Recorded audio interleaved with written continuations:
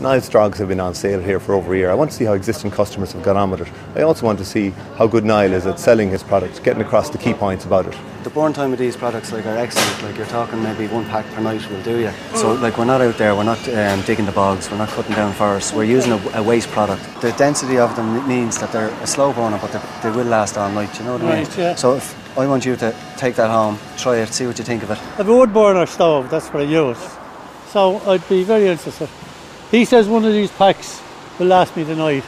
Now if that's the case, I'll be back. That's for sure. I tell you, there's a man I know that has been using these last year. And I ask you, what did you think of them? From my experience with them, Niall, I find them very good. Yeah. Good heat. Yeah. Two of them in the fire now, I find, in the open fire. Right. 2, maybe 3, and you get the nice heat out of it, you know. You know, I'd be giving you a spiel about that they're carbon neutral and eco-friendly and stuff like that. Like really at the end of the day, would you be bothered? Like, is it because that they're such good heat and the value for money? Well, I suppose it works both ways, Niall. The fact that they're good heat, the value for money, and as we know, we're all trying to go a bit eco-friendly. So I suppose we're helping everyone. Yeah. We're helping you, we're helping this climate, and hopefully we'll help this recession as well. Exactly. Certainly nerve-wracking when I walked in here first and set up a stall, and then you kind of turn around with all this stuff behind you and you go, I have to sell this. You're on your Todd, you're putting yourself out there. It's not only a product, I'm putting myself out there, my character, my reputation, big or small as it is. It's not easy. Excuse me, sorry, could I have a quick 1 minute of your time? This is a product that we're making here in North County Dublin. Yeah. It's a fire product. Can I get just an initial quick reaction of what you think of the packaging and the labelling and stuff like that? And just off the cuff, what do you think of it? No, it's grand. I thought actually it was crackers. You thought it was what? Crackers or something. Crackers? You know those whole foods kind of like... Whole foods. Like health food. Health food, right. And that's what your initial reaction was, yeah? Because it's a fire product or a fire log, let's say, does it stand out that that's what it is, or you know, is it obvious? Yeah, with the flame, but maybe Strogs a little bit bigger and the 100% Irish a bit bigger, and then all the writing maybe on the back of it here might stand out a bit more.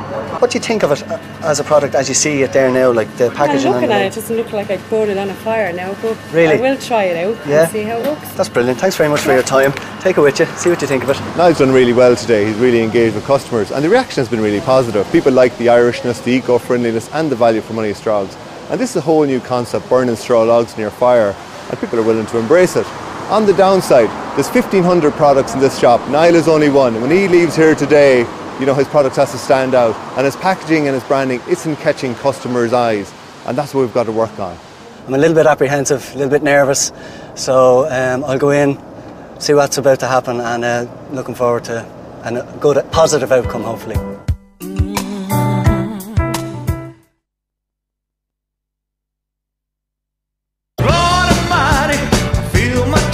Farmer Niall McGrath from North Dublin is under huge pressure to make his business work. He's identified a market for Strogs, eco-friendly straw logs. But with almost €2 million of his dad's money already invested, Niall needs to corner this market before the fire season starts. Concerned at customers' lukewarm attitude to Strogs packaging, Peter and Paul have asked marketing expert Kieran Killeen to reinvent it. Strogs is a wonderful name, you know, straw logs, and has all the benefits that come back from that. And clearly, you know, as a producer, you understand that because you're the person who's created that as a brand. But it becomes a challenge then to impart that visually. 70% of purchasing in Irish stores is done on impulse. And, you know, therefore, factually, it's really important that we've got some very powerful presence out there. Somebody's spending maybe 3 seconds on front of a display, so the importance of trying to convey what the brand is about becomes really important. Yeah. Past experience has taught me that the packaging probably misled or didn't really identify what we were about. Certain consumers thought it was actually a food product, so you definitely got that one right anyway. The other thing that we felt was potentially lacking from it was warmth. You know, Strogs are obviously about warmth because it's about getting that nice family values feel, whereby you've got this visual of almost people sitting around the fireside having cosy chat and so on. So trying to bring some of those nice warm colours into it. So Niall, here's our new look Strogs pack. So I'm going to hand these out to you and then we can talk through it. It's fantastic. Yeah, it's very strong. Well, yeah. There. So, you know, when you look at the package and what we've done, you know, I talked there a few moments ago about the warmth that we were trying to get into it. So the nice reds and yellows. And then really importantly here, we developed this icon, which is a carbon neutral fuel logo. I'm very impressed. It's exactly what you'd envisage, but it's never where I would have been able to get to. I think it's a fantastic label. I think it looks really, really well. To show Niall how the rebranded Strogs will appear to most customers, he's mocked up a stand at a local forecourt. Here's the stand that we think is really important in relation to getting that impulse purchase going. So, you know, we've looked at the product on its own, and here's how it looks on display. So, holds lots of product in it, really well branded down here in terms of the product. And then obviously the board at the back of it throwing out that price point. Yeah, it looks strong as well. I mean, it is, as you say, you can see it from afar, particularly the price point. Straight away, you see what you're getting, and I think it does. It looks great. It's working anyway, as far as I'm concerned. Brilliant. You'd have to be happy with the new branding. I think it's a million miles away from where Niall started. I mean, it's very strong now. The key messages are there. I mean, you have to be impressed. It's doing what it should be doing, and it was the thing that I was missing. I'm much more confident about it, and it does. It makes me feel kind of proud. Niall will need more than just pride to capture his market. Peter and Paul know that without hard-nosed selling skills, the business will never take off. With that in mind, they've arranged a meeting with John Concannon, founder of JFC Manufacturing. In 1986, John, a former smallholder from Tuam in Galway, invented a simple calf-feeding device, which he then sold door-to-door at local farms. 23 years on, his manufacturing plants in Ireland, the UK and Poland turn over €40 million a year, all of it driven by a rock-solid business ethic. What you need to do, and what we have done in every place we've set up over the years, we put a map on the wall and we put a pin on that map of wherever there is a customer. And if there's a town or a city or a village that doesn't have our product in it, there's questions asked, how come it's not in there? And if it isn't, it should be. Yeah. So if there's a supermarket or a store that your product should be in, you should be making things happen.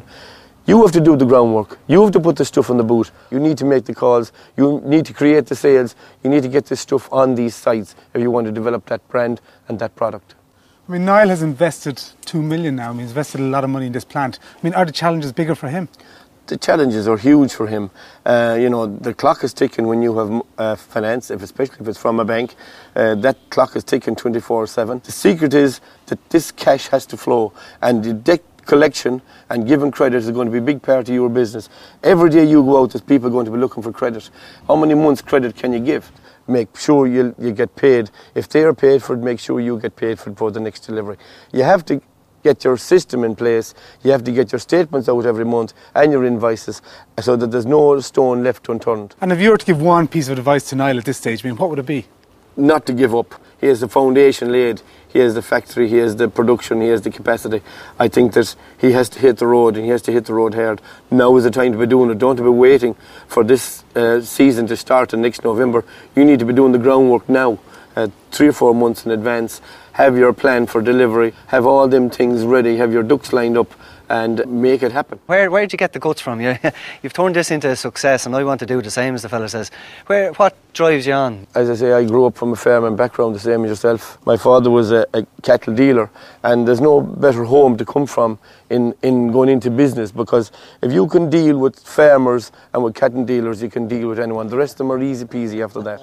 I think that he has a tough road ahead of him. It's not simple. I hope he makes a good go of it, and I'm very confident that he will.